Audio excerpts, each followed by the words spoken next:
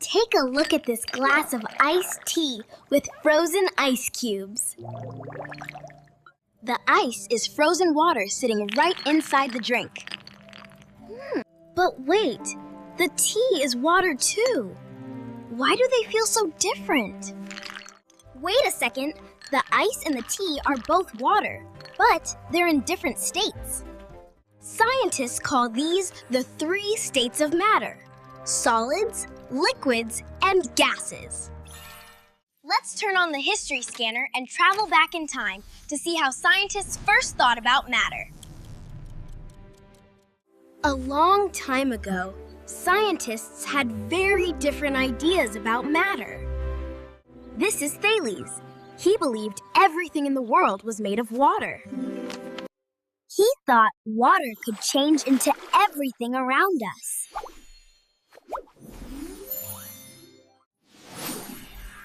Today we know matter is made of tiny particles called atoms. First up, we have solids. Let's zoom inside and see what the particles are doing. The particles are packed tightly together. That's why solids keep their shape.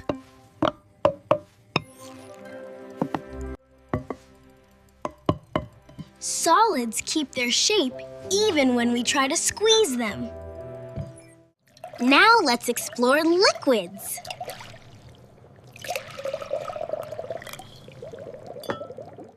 Let's zoom inside and see how liquid particles move. They slide around each other and flow freely. Liquids can move and flow easily, which is why they ripple and splash. Now let's explore gases. When I blow air into the balloon, the gas spreads out.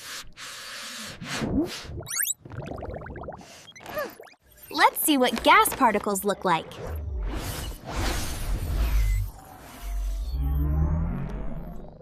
Gas particles move very fast and spread far apart from each other, bouncing around and filling every bit of space. That's why gases spread out and fill every space they can. Ice, liquid water, and water vapor are all the same substance in different states of matter. When we add heat, the particles start moving faster and the solid begins to melt. As particles move faster and spread out, matter can change from one state to another. All right, scientists, we just learned about solids, liquids, and gases. Now let's turn the 3 states of matter into a fun science dance. Try the states of matter dance with me. Freeze like a solid, flow like a liquid, and bounce like a gas. Freeze like a solid, flow like a liquid, and bounce like a gas.